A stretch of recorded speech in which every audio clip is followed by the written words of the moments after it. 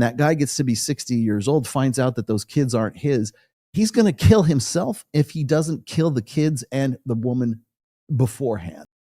It's because we have, over the course of evolution, we have been very vitally interested in our own paternity, because DNA is the only thing that we're going to leave on this planet that is effectively immortal. By Steve Stewart-Williams, there's a section in there where he briefly goes into the idea that organisms, from bacteria all the way up to human beings, are simply vehicles for passing on DNA. And DNA doesn't care, like I've always said, nature doesn't care how the babies are born.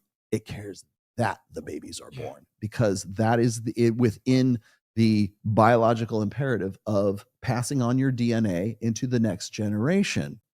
And that's why when guys discover later in life, when they're in their 60s, that the kids that they put money into, put through college, went through blood, sweat, and tears, because maybe they had problem kids or whatever, and they find out that those kids aren't theirs, but yet they've sacrificed an entire life, a lifespan up to 60, 70 years old, and they find out that their loving wife was fucking his best friend and had babies as a result of that, and said, it's your baby, because he was the best, he was the one most suited to assume those parental investment responsibilities. And that guy gets to be 60 years old, finds out that those kids aren't his.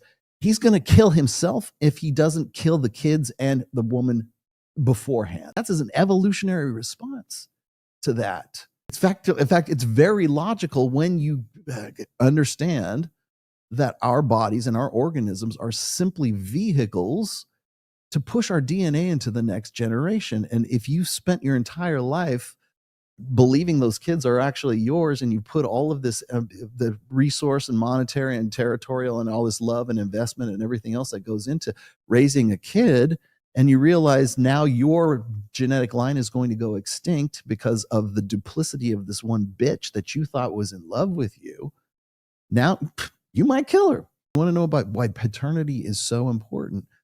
And happy Father's Day. But if you want to know why paternity is so important, you have to understand the DNA imperative in all of that.